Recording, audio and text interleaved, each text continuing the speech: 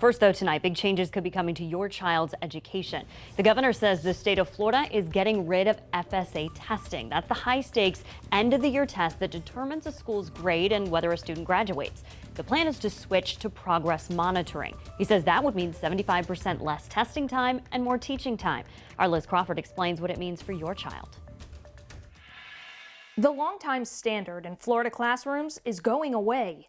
Governor Ron DeSantis says the state will replace the Florida Statewide Assessment, or FSA, with a new plan relying on progress monitoring. Move towards a system that is more responsive to students' needs, more teacher-friendly and parent-friendly. So instead of one big test at the end of the year, there will be, say, 3 tests throughout the year, something teachers say will help them track progress. I am ecstatic that we are transitioning to progress monitoring because, like I said, this is something we already do, and we celebrate them throughout the year, and we don't need one test to show us what they've done. Florida's largest teachers union calls the change a big win for our students in public schools. It will free up time for genuine teaching and learning. Less time for testing, but more time for learning. One thing the state won't do away with: accountability.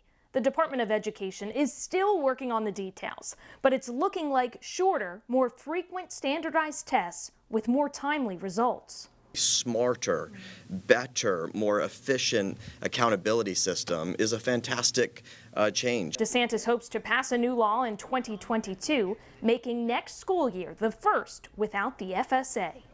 There's been a lot of people applauding the move by DeSantis here as well. Now, the pandemic led to several changes in state testing across the country since 2020. Let's take a deeper dive, because in 2020, the Trump administration allowed states to cancel their standardized testing.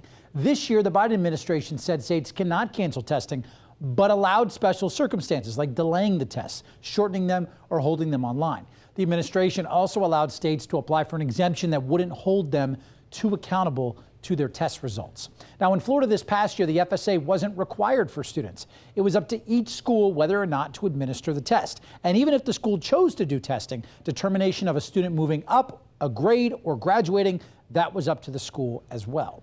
Now, test scores have already started coming back for 2021, and they aren't great.